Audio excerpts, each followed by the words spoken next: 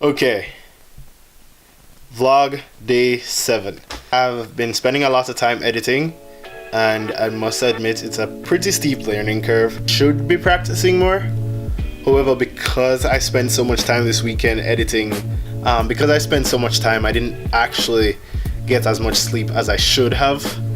Vlogging is a priority now because I said I was going to do 30 days, but it's not my number one priority. Hopefully you guys know what my number one priority is.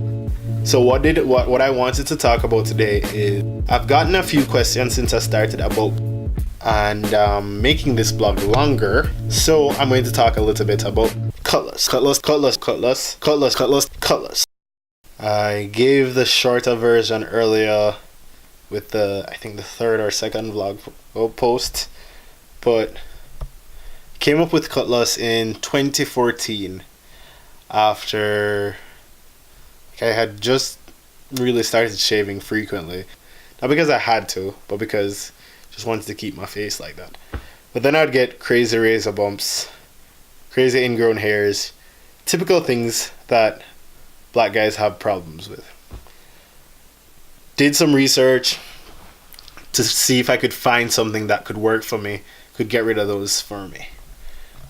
Ended up actually finding something, but to be honest, I didn't really like how that thing smelled or felt on my face. It went on very sticky and I was like, oh my gosh. So, as I mentioned before, I have a degree in biochemistry.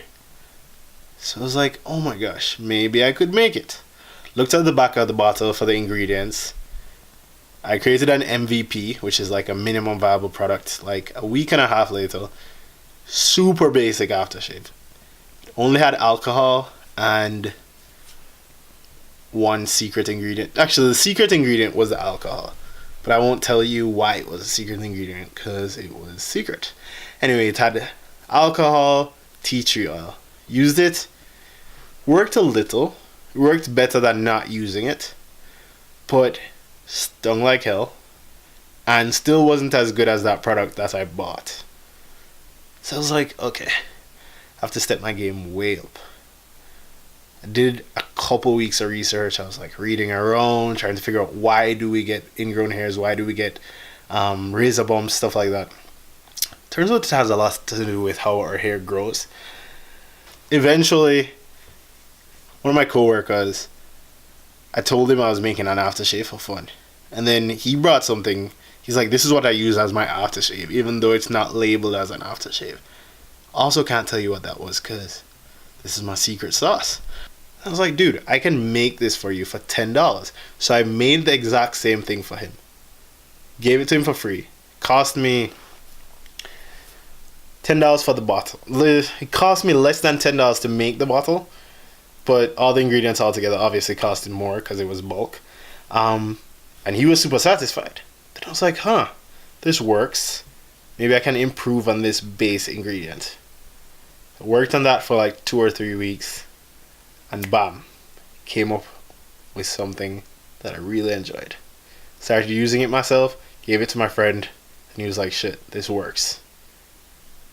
And then a couple weeks after that, came up with the name Cutlass. Translation for my American friends, but a cutlass is a machete in Jamaican English, and a machete in Jamaica is protection and provision, both things. That metaphor to me is a very powerful metaphor, something that protects and provides. Literally, a machete is to help you provide. You can use it to till the soil, you can use it to chop down plants, you can use it to help you build, because you can use it to chop down trees. It's such a powerful instrument that I was like, yes, I want my brand to represent something that does that, protects and provides. And that's why I came up with the name Cutlass.